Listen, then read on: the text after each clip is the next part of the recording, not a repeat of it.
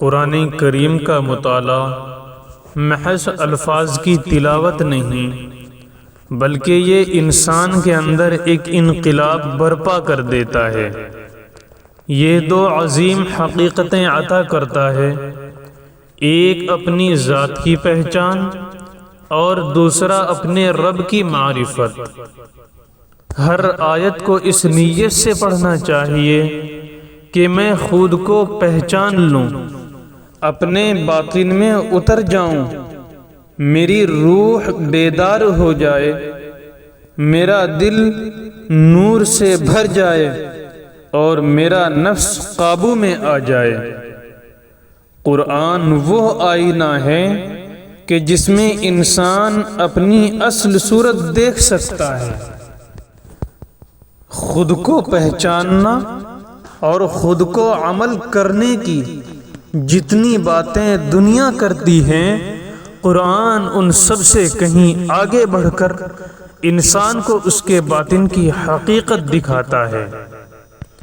قرآن ہمیں بتاتا ہے کہ اگر انسان کی ساری محنت صرف جسم کی پرورش تک محدود ہو جائے تو یہ بہت بڑی محرومی ہے، لیکن اگر وہ اپنی روح کو بھی مضبوط بنائے تو وہی حقیقی کامیابی ہے۔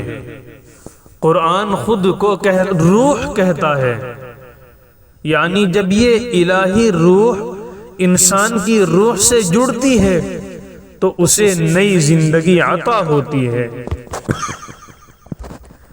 پھر انسان کی سوچ بلند ہو جاتی ہے، اس کے چہرے پر نور آ جاتا ہے اور اس کی زندگی میں تازگی آ جاتی ہے۔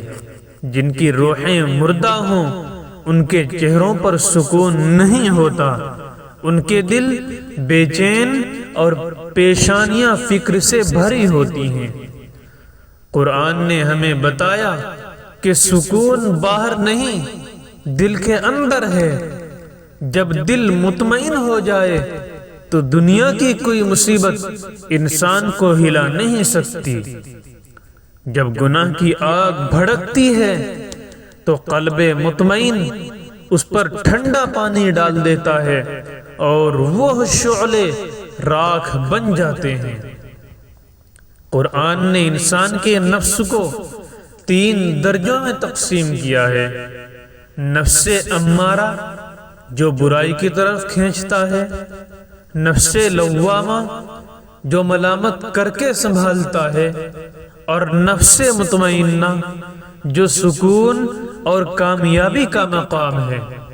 اگر انسان امارہ کے پیچھے چلے تو بربادی ہے، اگر انسان لوامہ کی بات مان لے تو اصلاح ہے، اور مطمئنہ تک پہنچ جائے تو کامیابی یقینی ہے۔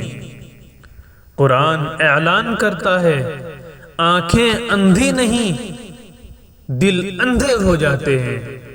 یہی دل کی بینائی ہے جو انسان کو حق دکھاتی ہے۔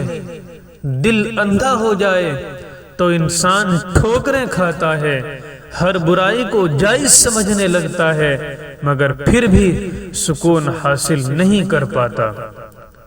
قرآن ہمیں خبردار کرتا ہے کہ وسوسے دل کو بیمار کر دیتے ہیں، اور جب دل بیمار ہو جائے تو عقل بھی ختم ہو جاتی ہے۔ قوم لوط کا واقعہ اس کی واضح مثال ہے۔ جب وہ گناہ کی طرف دوڑے تو قرآن نے کہا وہ بے عقلی کے ساتھ دیوانہ وار دوڑ رہے تھے۔ قرآن کے الفاظ جیسے روح، نفس، قلب، فؤاد، بصیرت، صدر، شرح صدر اور شفا، یہ سب ایک اندرونی دنیا کی طرف اشارہ کرتے ہیں۔ یہی وہ دنیا ہے جس کو آباد کرنے کی دعوت قرآن دیتا ہے۔ علامہ اقبال نے کیا خوب کہا، اپنے من میں ڈوب کر پا جا سراغ زندگی، تو اگر میرا نہیں بنتا نہ بن، اپنا تو بن، من کی دنیا میں نہ پایا میں نے افرنگی کا راج، من کی دنیا میں نہ دیکھے میں نے شیخ و برہمن۔ اللہ تعالی ہمیں قرآن کو صرف پڑھنے والا نہیں بلکہ اس پر غور کرنے والا، اس سے اپنے باطن کو روشن کرنے والا بنا دے، ہمیں اپنی ذات کی پہچان عطا فرمائے اور اپنی معرفت کی دولت سے مالا مال فرمائے۔